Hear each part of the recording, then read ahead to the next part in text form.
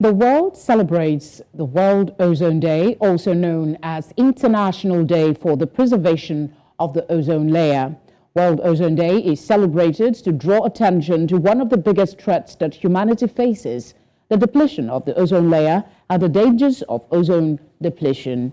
The purpose of the day is to raise awareness about the importance of preserving the ozone layer. A senior advisor at Red Clay and Sustainable Tourism Consultant, Dr. Adun Okupe, joins me on the news. Many thanks for joining us. Good evening. A very good evening to you. Now, we know the theme for this year is about safeguarding life on Earth. How important is the conversation and how should Africa be looking at it? All right, thank you. So in terms of looking at it from a tourism perspective, right, the importance of the ozone layer and understanding the ozone protection day is really to say that life on Earth requires a balanced natural ecosystem. So that's human beings, plants, mammals, other animals.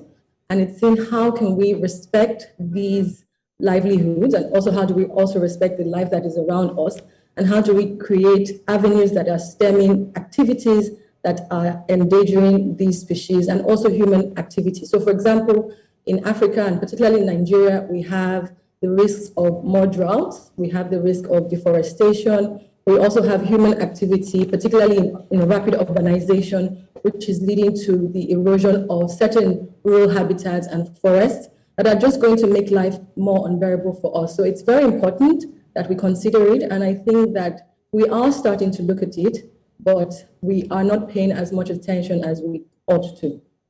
What would be your assessment of where the continent is at when it comes to aligning to the climate change practices?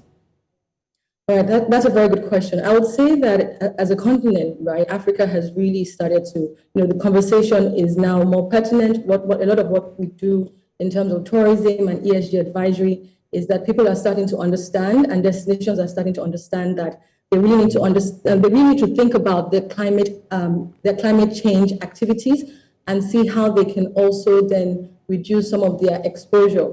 One avenue that is really driving the conversation, I would say, is investments. So because people need investments, so government, private sector agents. So now we're seeing that because green investments are coming in, it's also a call to get us to really look at what we're doing and see how we can move forward. So for example, I'll talk about hotels.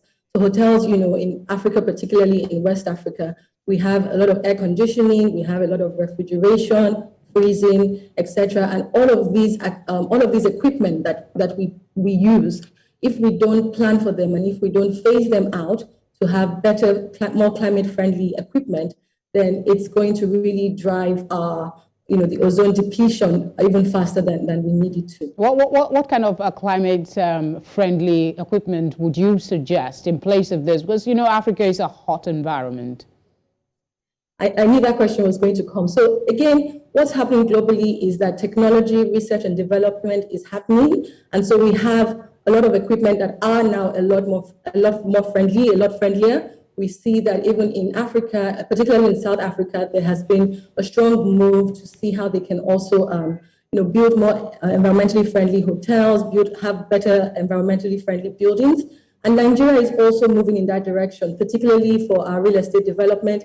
Again, like I said, because of the push from investors and financing, people are starting to pay more attention to that. The only thing I think we also need to think about is seeing how the smaller and medium-sized enterprises can also join this agenda, because right now it's seen as something that is primarily for multinational organizations, larger organizations. But what we have in Africa is a large number of small and medium-sized enterprises, and about 60 to 70% of the enterprises that we have in Nigeria are SMEs. And so how do we also start to aggregate the effects and also start to aggregate risk mitigation strategies? And that's somewhere that I think we need to look at more. A lot to be done, indeed.